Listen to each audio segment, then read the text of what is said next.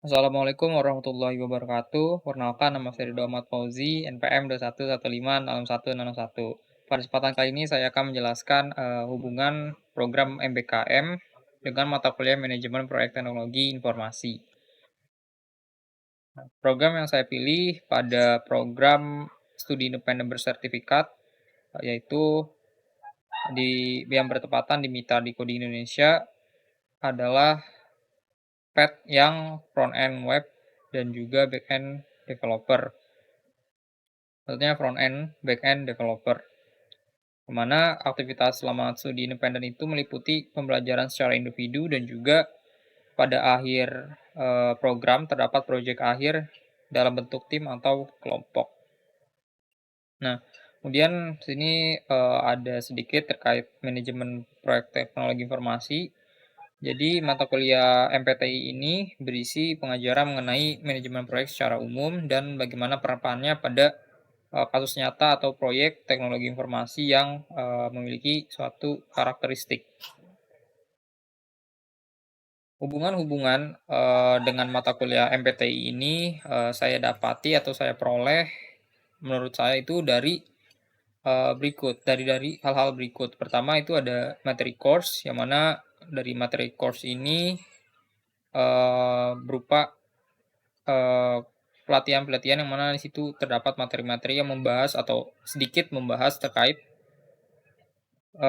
MPTI dan juga terdapat sesi. Nah, seperti ini sesi yang dimana membahas juga manajemen project. Kemudian juga dari submission yang mana seperti yang diucapkan sebelumnya bahwasanya sifatnya itu pembelajaran individu yang mana saya itu diberikan sebuah course yang mana pada beberapa course itu di akhir terdapat submission. Nah, dari sana juga belajar mengenai manajemen project. Dan yang terakhir, manajemen project itu didapat dari capstone project yang ada di akhir program. Oke, untuk yang pertama di sini ada penjelasan terkait materi course. Jadi SIB Decoding ini seperti yang diucapkan sebelumnya, Mitra ini memberikan materi terkait dengan mata kuliah MPTI berupa bacaan dari course dan juga sesi bersama dengan expert. Nah, seperti yang ada di sini sebelumnya saya tunjukkan. Dan materi yang diberikan diantaranya terkait manajemen proyek itu ada inisiasi, perancangan, eksekusi, dan penutupan. Ini siklus manajemen proyek yang diberikan oleh mitra di coding. Oke, ini hubungan yang pertama dari materi course. Selanjutnya hubungan yang kedua didapat dari submission. Karena di beberapa course yang diberikan oleh decoding ini, khusus pada bagian akhir, terdapat submission sebagai syarat kelulusan dari course tersebut. Yang mana menurut saya dari sana dapat melatih manajemen waktu proyek. Jadi karena setiap course itu memiliki tenggat waktu atau deadline, nah dari sana saya bisa mengatur bagaimana supaya course itu bisa diselesaikan otomatis submission itu atau project pada akhir course itu harus bisa selesai sebelum tenggat waktu yang telah ditentukan. Kemudian manajemen batasan proyek, di mana pada submission itu juga terdapat batasan-batasan yang harus dipenuhi. Maksudnya di sini misalkan untuk submission A ini tidak boleh menggunakan A, terus submission A ini tidak boleh menggunakan teknologi seperti misalkan framework seperti React, dan kemudian yang terakhir ada manajemen kualitas proyek, yang mana di dalam submission itu juga sudah diberikan ketentuan atau kriteria untuk mencapai suatu hasil yang maksimal, sehingga dari sana juga saya juga belajar untuk manajemen bagaimana sih project yang dibuat itu bisa mencapai semua kriteria yang telah ditentukan dan beserta juga saran-saran yang diberikan. Oke. Oke, yang terakhir hubungannya itu diperoleh dari capstone project. Nah, pada saat capstone project kebetulan selain menjadi front end developer, saya juga menjadi project manager, yang mana dalam hal ini tentunya saya juga menerapkan apa yang telah saya dapat, yaitu menerapkan siklus manajemen proyek, yang mana susunannya itu yang diawali dengan inisiasi proyek yang terdiri dari penentuan tujuan dari proyeknya itu apa. Nah, biasanya tujuan itu terdiri dari, apakah aplikasinya itu bisa, benar terpenuhi, terus apakah logik, nah itu masuk ke tujuan. Kemudian, menentukan scope, lalu juga menentukan, hasil kerja yang ingin dicapai itu seperti apa. Lalu, eee, mem mengelola sumber daya yang ada, maksudnya kan ini, kebetulan tim base atau project base-nya itu sistemnya kelompok sehingga, bisa harus dapat memahami kemampuan dari masing-masing anggota supaya, project bisa berjalan secara efisien.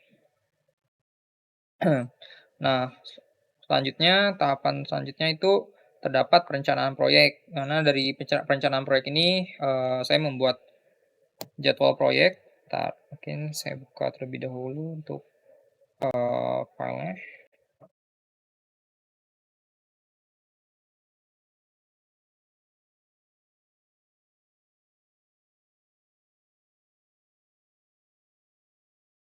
Nah, ini, bagian dari, manajemen project, di mana di awal itu menentukan, jadwal project.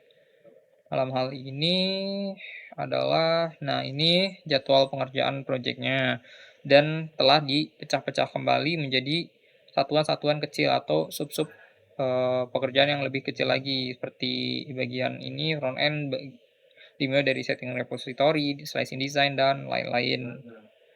Oke.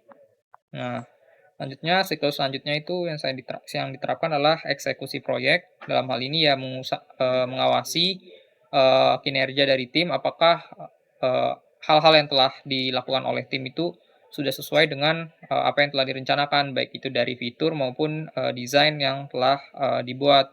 Kemudian juga, dalam ini walaupun saya sebagai, PM, saya juga, turut membantu menghilangkan hambatan-hambatan seperti, adanya, kekurangan di segi slicing design. Dalam hal itu saya juga turut serta membantu memperbaiki, desain-desain yang memang belum sesuai. Dan terakhir atau penutup pada, penutup proyek, saya juga memastikan bahwasanya proyek itu selesai, tidak hanya selesai begitu saja, tetapi juga fitur dan fitur dari website yang telah dibuat itu sesuai dan juga bisa berjalan dengan baik, gitu. Mungkin, untuk siklusnya seperti itu, dan juga dari capstone project ini, didapat pemahaman mengenai manajemen waktu proyek ya, karena dari capstone project itu sendiri, memiliki tenggat waktu sekitar, 6 minggu. Nah, dari sana, makanya dibuat sebuah timeline, baik itu Gantt chart maupun jadwal secara spesifik. Nah, kemudian, ada manajemen batasan proyek. Nah, dalam hal ini juga membuat, cakupan proyek yang mana ini disesuaikan dengan, jadwal yang atau waktu yang diberikan, gitu. Jadi, eee, mengusahakan fitur-fitur utama dari, eee, website yang dibuat itu dapat diimplementasikan.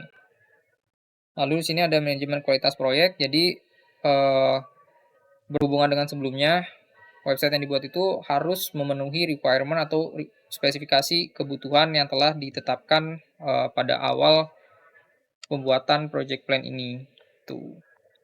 Lalu juga ada manajemen sumber daya manusia, dalam ini ya seperti yang disebutkan tadi, ya saya juga, memastikan bahwa tim itu memiliki, eee, memiliki keterampilan masing-masing dan bisa memanfaatkan keterampilan tersebut supaya, bisa terselesaikan dengan baik. Kemudian juga manajemen komunikasi, jadi, saya juga menginisiasi beberapa pertemuan untuk membahas terkait, hambatan yang memang terjadi, dan juga, eee, tas-tas yang memang perlu dikerjakan secara bersama gitu.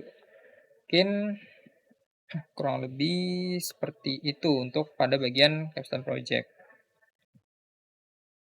Oke, itu adalah akhir dari presentasi terkait hubungan mata kuliah MBTI dengan program MBKM yang saya ikuti atau saya, jalankan. Mungkin itu saja. Sekian dari saya. Wassalamualaikum warahmatullahi wabarakatuh.